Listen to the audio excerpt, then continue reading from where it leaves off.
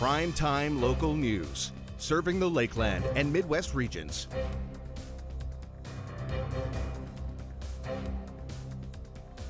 The new Lloydminster Place multi-use facility has been given the green light by City Council. Here's Callan Dunlop with more. Lloyd Place, which has received $93 million in government funding, is set for development. The arena is anticipated to generate significant economic impact for the city of Lloydminster. I'm extremely excited. You know, this facility doesn't address all the recreational requirements as we've just talked about in the city, but certainly the Centennial Civic Center has given a great event place for this city for a long time, but it's not going to be long with us. We need something to replace it. Although council ultimately decided to move forward with the project, some members of council wanted to keep the discussion going. Yes, it will have some floor covering. It will have be able to host other events, not just hockey and those things related to frozen ice. But yeah, I just wanted to make sure that the conversation can continue on afterwards, looking into different ways that we can keep this facility diversified through our recreation opportunities. The current timeline has the new multi-use facility anticipated to be finished in early 2026. Callan Dunlop, Primetime, Local News. Hundreds of students visited the Lloyd X today, trying their hands at over 50 different trades. For organizers, this event was all about exposing the kids to something new.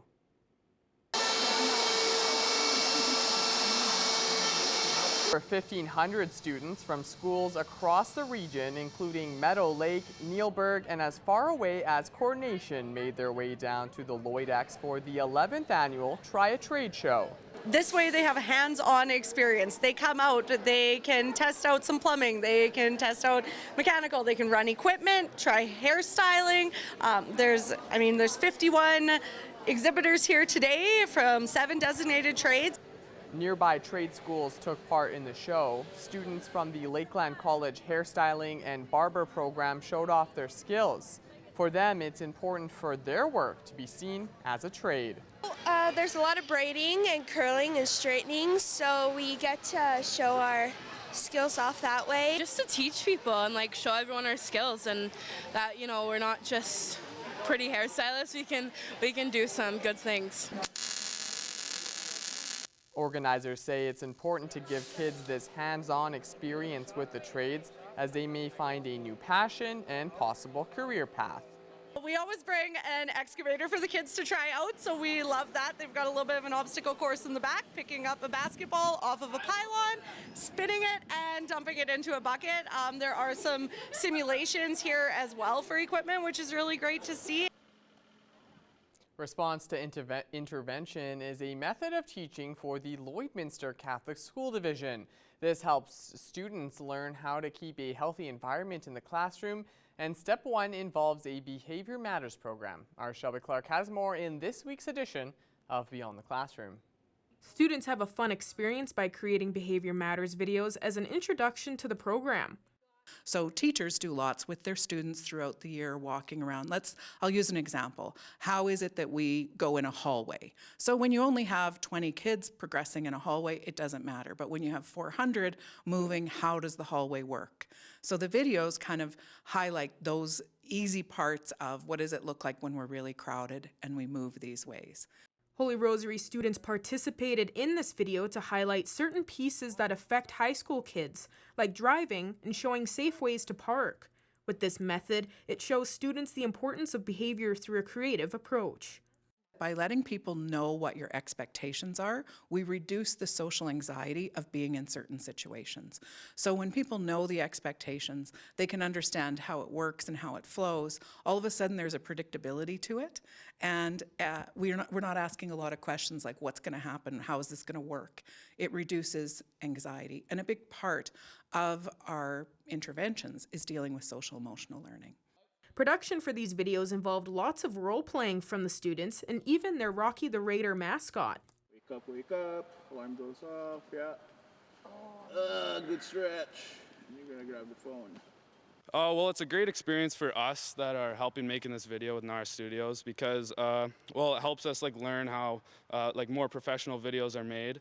I'm in the comm media class and I'm making like just little skit videos, and it's really nice to see how like he does the lighting and the camera setup and all that kind of stuff. And it's nice for the Raiders to see the Behavior Matters videos and like know how to help out around the community and stuff like that. By teaching social-emotional skills, LCSD hopes to provide the keys to student success. Hoping to spread some kindness, spread some joy, maybe a little bit of responsibility and respect along the way. Yeah, I think it goes a long way at the Raider High School. And that's it in this week's Beyond the Classroom. Lakeland College's doors are open for program info sessions on March 3rd and 10th. RSVP now at lakelandcollege.ca/info sessions. Residents in recovery have made progress on the Faces of Lloydminster project as the final castings are being finished. Although each face sculpt is 6 feet long and over 300 pounds, it takes the hard-working team at Residents in Recovery only an hour to complete each mold. I'm here to volunteer a couple hours a week and help out, make these molds for so the artists can paint them. Mick has this mold here, which we mix sand and limestone concrete and a couple other chemicals in to make it cure faster, like over a night or two. And we just come here for an hour and spread about 3 layers on. Once the layers of concrete have been applied, the team lets the mold sit for 24 hours before using a pulley system to lift and remove the face from the cast. With nearly 30 volunteers, the team has formed a strong camaraderie. I mean, I'm really thankful that this kind of social connection is available for people in recovery too. So I don't know, it's just about getting involved in something, right? After many months of work, the faces will soon be ready for painting, where they will then be later placed around Lloydminster. And now let's check in with Shelby Clark for your first look at your evening weather forecast.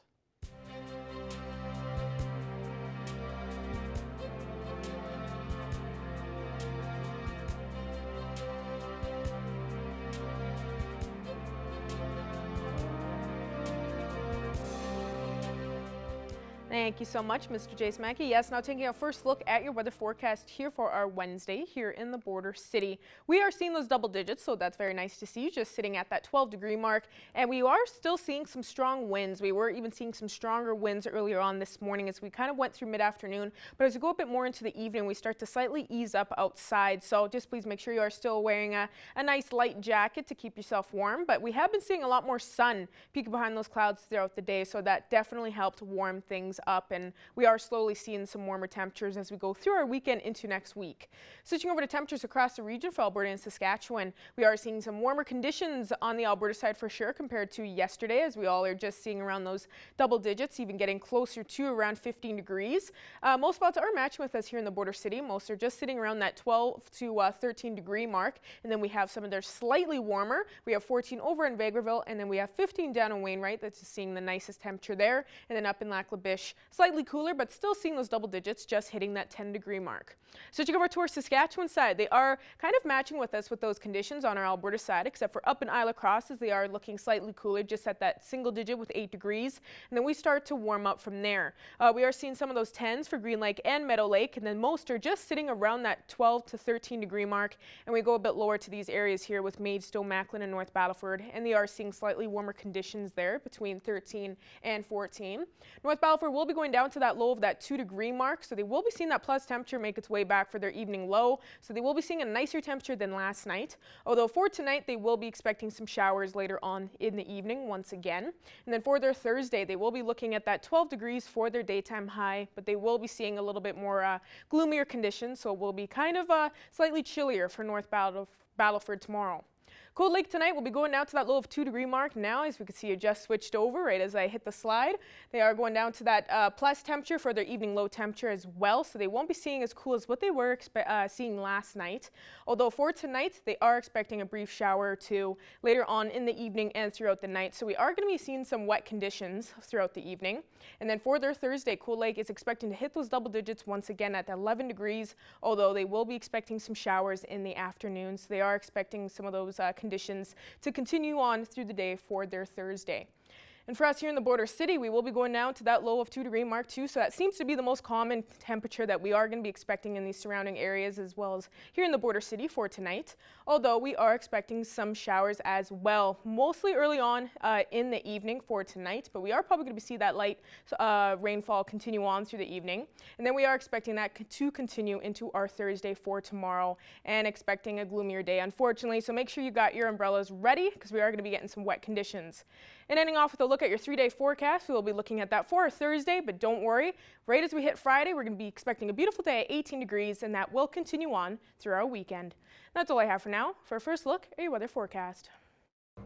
Well, it looks like a new arena may be on the way in Calgary. How much will the province be paying into the project?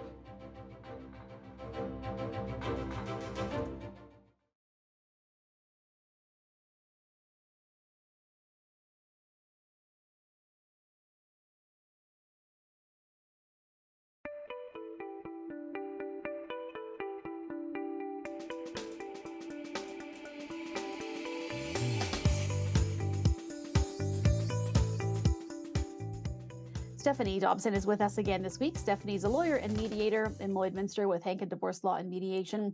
Stephanie, we're switching things up a little bit. We spent the past few weeks talking about technology and divorce, but today we're going to talk about divorce wellness. So tell me, what does that mean? What is divorce wellness? Well, first, let's start with the word wellness. So our viewers can probably define that really easily. So that's, of course, the focus on one's own health and well-being. But when we look at it from the divorce context, to me, it's the conscious focus on taking care of yourself during your separation or divorce process. So, what I find is that so often some people aren't realizing the impact from a wellness perspective that a separation or divorce is having on them and their well-being.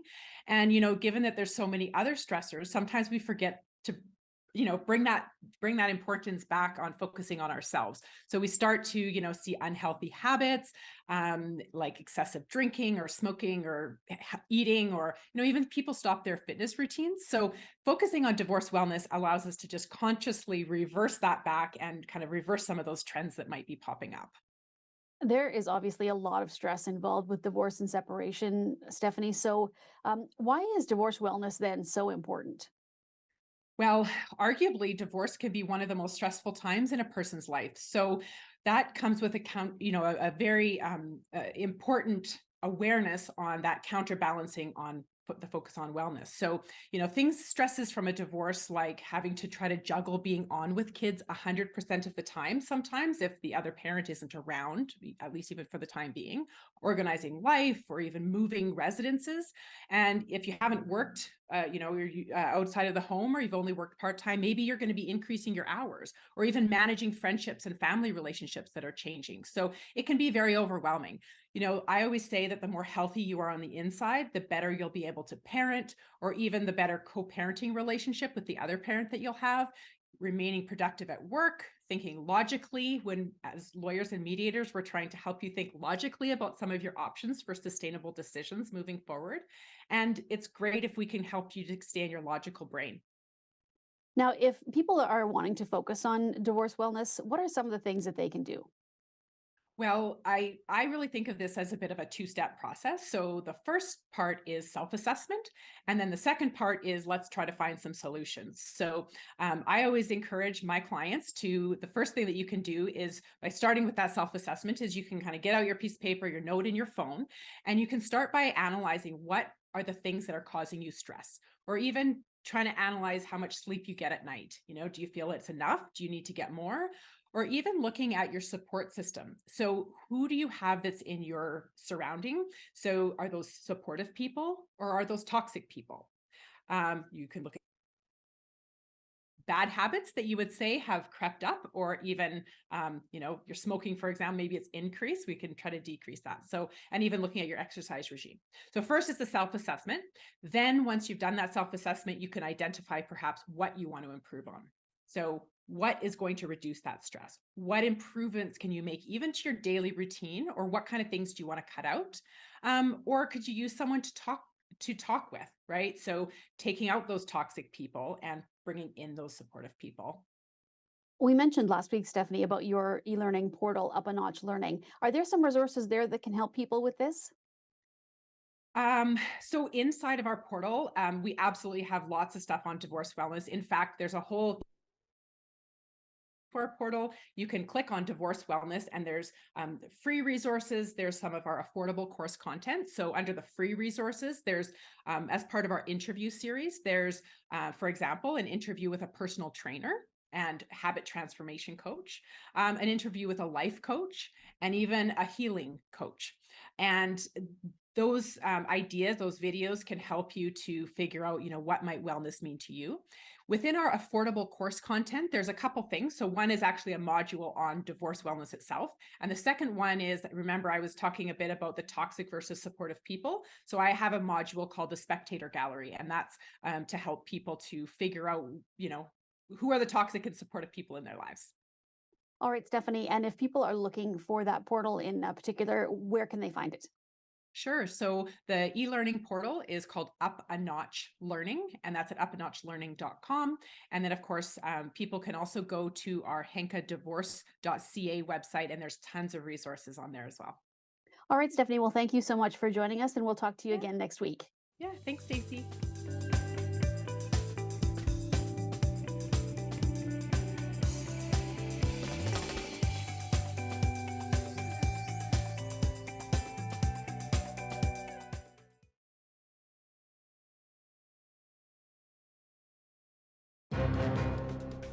Furniture set and design supplied by Furniture Gallery and Furniture House, downtown Lloydminster. Today we have Dr. Korenberg of the Lloydminster Animal Hospital, and he is here today to tell us a little bit about the hantavirus and how to keep yourself safe from this disease. And so thank you so much for being with us today, Dr. Berg. Oh, you're very welcome. Dr. Berg, let's start with what exactly is the hantavirus, where does it come from, and how can you contract it? Well, most of the time, the virus comes from rodents, so that's primarily spread through, I believe it's deer mice are the prime carrier. But if you are in a part of the world that has a rat population, I believe it can be kind of contained within the rat population as well. And it is a virus that it seems to attack the respiratory system in people. And then, Dr. Berg, what are some of the symptoms of possibly getting the hantavirus, and what are the best practices for people to do if they think they have symptoms and have been exposed to the virus?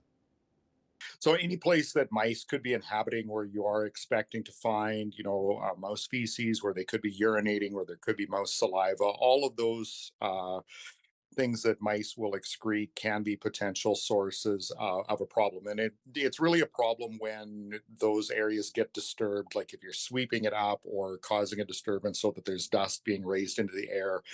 People can inhale this and it can then start problems. So the general recommendation for people to try to keep themselves safe in some of these areas where mice may have been living and causing this sort of a concern is just either to, wet the surface down, just spray it down with water lightly, just so that there's less chance that you're going to get dust raised into the air if you're using a broom, or in a more extreme case, they could be wearing a respirator or a mask just to try to filter out some of the things that could be raised in the dust. And then, Dr. Berg, what are some of the symptoms of possibly getting the hantavirus, and what are the best practices for people to do if they think they have symptoms and have been exposed to the virus? It can be pretty serious. And in my understanding, and again, I'm not in the human health end of things, so I don't know all of the symptoms necessarily that people get, but primarily it attacks the respiratory system. So anything that looks like you've got a really bad cold, or you think you're coming down with pneumonia, fever, if you've been in some of these areas where you potentially could have had contact with droppings from mice, then, seeking medical attention very early is highly critical. So that is the best advice I could give to people is just get to the hospital as quick as you can on those cases. And so, Dr. Berg, is there any worry for cats or dogs or other pets to contract the virus if they are in these areas where the hantavirus may be present? Yeah, it does seem like that there is very, very, very low risk to pets. There is some studies that have tested seroprevalence to see if animals have been exposed and are carrying antibodies to the virus. They have been able to detect very, very low levels, but in none of these cases were they actually finding clinical disease in animals. So that doesn't really seem to be an issue. So it really is more of a human health concern than it is the animal health. And so, Dr. Berg, you mentioned rats as one of the animals that carries this disease. There are no rats in Alberta. Of course, deer mice, though. Are there deer mice in Alberta, and should residents of the Lloydminster, Alberta side and surrounding areas in Alberta be worried about the hantavirus? I don't think it matters if you're on one side of the border or the other. I mean, it's in the area. I don't think it's a hugely prevalent problem, but definitely there's risk there. So I think it's advisable to just be cautious on any time that you're working in some of those environments where there's obviously, been a rodent infestation. Thank you so much, Dr. Berg, for all of the information today and giving us the information in order to make sure that we stay safe from the hantavirus. You betcha. Sounds good. Ending off with a quick look at your 7-day forecast. Want to start off and just warn people in Frenchman Butte that there is a level 1 fire ban happening right now. So if you are out there, please be aware of that. And as we look at our 7-day forecast, we will be expecting some showers tomorrow. So be prepared for some wet conditions. Hopefully that'll help clean things up out there on the roads and whatnot. But make sure you got your umbrellas ready. Then as we go past that into our weekend, 18 degrees Friday and a mixture of some sun and cloud all throughout the weekend. It's supposed to be beautiful. So please make sure to get outside and enjoy it, because as we head into next week, we will be even reaching those 20-degree marks on Monday as we go through next Tuesday and next Wednesday at that 21.